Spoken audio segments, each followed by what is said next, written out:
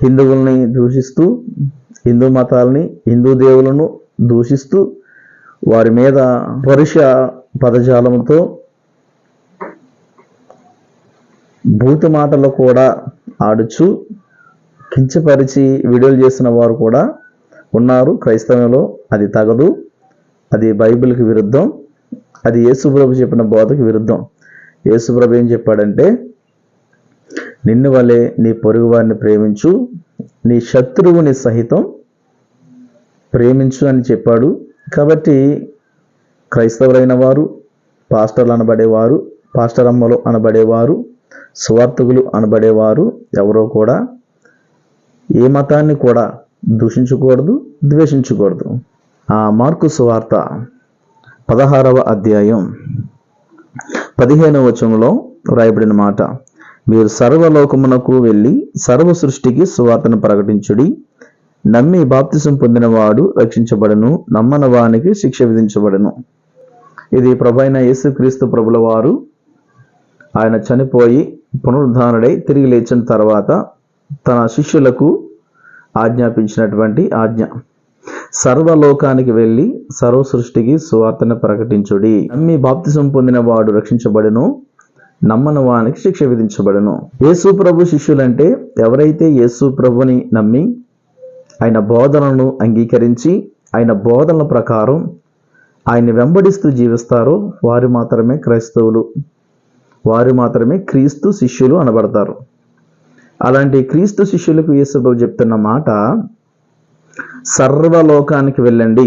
ఒక దేశం కాదు, ఒక రాష్ట్రం కాదు, ఒక ఖండం కాదు,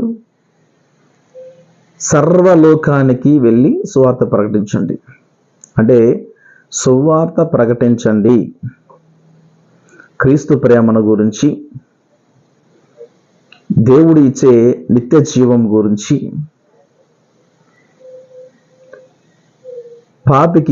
పాపం వల్ల వచ్చే పరిణామాల గురించి మీరు తెలియచేయండి అని యేసుప్రభు చెప్పాడు.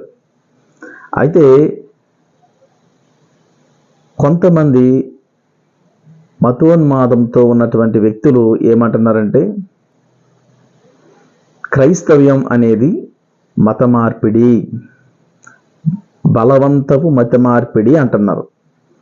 అది నిజంగా చాలా బాధాకరమైన పదం అది. ఎందుకంటే బలవంతపు మత మార్పిడి అంటే ఏదైనా డబ్బు ఆశ చూపి కానీ, వస్త్రాలు ఆశ చూపి కానీ, బహుమానాలు ఆశ చూపి కానీ వారిని దేవుని వైపు మళ్లించడానికి చేసే ప్రయత్నం అది. కానీ హిందువులు నిజంగా చాలా భక్తిపరులు. ఒకసారి చెప్పి యేసుప్రభుని నమ్ముకోండి అమ్మా అంటే నమ్మేసుకోరు. అమ్మా మీకు చీరలు ఇస్తామమ్మా రెండమ్మా అంటే చీరలకి కక్కుర్తి పడి మతాన్ని మార్చుకునే బలహీనులు హైందవ మతంలో లేరు. లేదంటే అమ్మా మీరు మీటింగ్కి రండి, మీకు డబ్బులు ఇస్తాము, మీరు మతం మారండి అంటే డబ్బులకి కక్కుర్తి పడి మతం మారే మనుషులు హైందవంలో ఎవ్వరూ లేరు. లేదంటే వేరే బహుమానాలు ఆశ చూపి, ఏదో నీకు మేలు జరుగుతుంది అని ఆశ చూపి ఏది చేసినా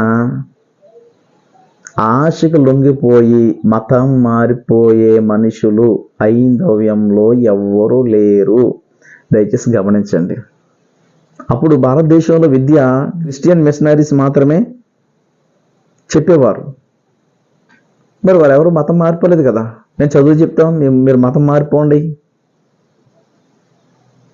మీకు డబ్బులు ఇస్తాం, మతం మారిపోండి అని బలవంతపు మత మార్పిడి చేస్తున్నారని ఎందుకంటున్నారు అర్థం కావట్లా.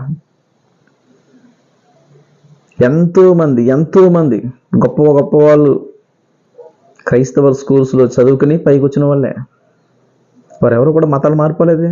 ఇచ్చేవాడు తీసుకోవడం, తీసుకునేవాడు అలాగే ఇవ్వడం. ఏది నిజం అందులో? యాకోబు గారిని ఖడ్గంతో నరికి చంపేశారు. తెల్లారితే పేతురు గారిని కూడా చంపేద్దామని జైల్లో వేశారు.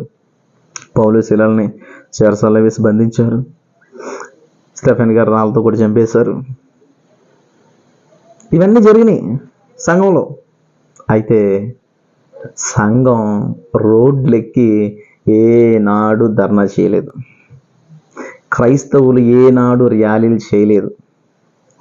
కేవలం ఇళ్లల్లో పడి ఏడవడం, ప్రార్థన చేయడం, దేవునికి మొరపెట్టడం, ప్రభా హింస నుంచి తప్పించు ప్రభా, హింసించేవారిని మార్చు ప్రభా, దూషించేవారిని మార్చు ప్రభా అని ఉపవాసాలు ఉంటూ కన్నీరు కారుస్తూ ఆశతో అత్యాసక్తితో భారం కలిగి ప్రార్థన చేస్తే హింసకుడు, దోషకుడు, హానికరుడైన సౌలును మార్చేశాడు దేవుడు. ఈ రోజున అటువంటి క్రైస్తవం లేదు. పోరాటాలు చేస్తున్నారు కానీ ప్రార్థన చేసేవారు లేరు. ప్రార్థన చేయాలంటే దేవుని సన్నిధికి వెళ్ళి మోకరించి ప్రార్థన చేయాలి. అయ్యా నువ్వేమైనా చేయగలవు, సమస్తం మార్చగలవు నువ్వు అని ప్రార్థన చేయాలి. ప్రార్థన చేయవలసిన వాళ్ళు చర్చిల్లో ప్రార్థన చేయవలసిన వారు ప్రభుత్వం డౌన్ అనలేదు. అబ్బా యేసు నామం ప్రకటిస్తే ఎంత భాగ్యము. ఆ నామం కొరకు దెబ్బలు పడినా తిట్లు తిన్నా అది సంతోషం. పరలోకంలో మగిచ్చే ఆ ఆనందం వీడితో ఎక్కడ పోల్చగలం? ఈ దెబ్బలతో ఎక్కడ పోల్చగలం? ఆ మహా ఆనందం ముందు ఈ చిన్న చిన్న దెబ్బలు ఏ పాటివి అని సంతోషిస్తూ వెళ్ళి మళ్ళా స్వార్థ ప్రకటిస్తూ ఉన్నారట. ఆది సంఘములో ఉన్న సంఘానికి నేటి ఆధునిక కాలంలో ఉన్న సంఘానికి చాలా తేడా ఉంది. క్రైస్తవ్యం బైబిల్ని పాటించడం లేదు. ఇప్పుడు వాళ్ళ మనసులకి ఏది తడితే అది చేస్తున్నారు. వారి మనస్సు, వారి బుద్ధి ఏది పుట్టిస్తే అది చేస్తున్నారు. ఒకటి చెప్తాను, క్రైస్తవ్యం అనేది క్రీస్తు చెప్పింది మాత్రమే చేయాలంతే. క్రీస్తు వద్దన్నది చేయొద్దు, క్రీస్తు చేయమన్నది వదలొద్దు. క్రీస్తు చెప్పింది చేయాలి, వద్దన్నది వదిలేయాలి. కాబట్టి క్రైస్తవులైన మనం ఒకవేళ హింస కలిగినా, దాడులు చేసినా, బాధ పెట్టినా, కష్టపెట్టినా మనం ఏం చేయాలంటే వారి కొరకు ప్రార్థన చేయాలి. వారు మన శత్రువులేం కాదు, మన భారతీయ సహోదరులే, మన తోటి హైందవ సహోదరులు. వారి కొరకు మనం ప్రార్థన చేయాలి. అంతేగాని మనం వారిని తిరిగి దూషించి, తిరిగి తిట్టి, వారిని అవమానపరిచి అది చాలా బైబిల్కి విరుద్ధం, దేవునికి విరుద్ధం. అట్టి వారిని దేవుడు కూడా మెచ్చుకోవడం. మతోన్మాదులు ఏదైతే అంటున్నారో, మతోన్మాదులు ఏదైతే బలవంతపు మత మార్పిడి అంటున్నారో అదంతా అబద్ధము. హైందవులు ఎవరు కూడా బలవంతపు మత మార్పిడికి గురి కావట్లేదు. క్రైస్తవులు ఎవరు కూడా బలవంతపు మత మార్పిడి చేయట్లేదు. భారతదేశంలోని ప్రజలని, నాయకులను, అధికారులను క్షేమంగా నడిపించును గాక అని వేడుకొనుచు నా మాటలు ముగిస్తాను. దేవుని నామానికి మహిమ కలుగును గాక. ఆమేన్.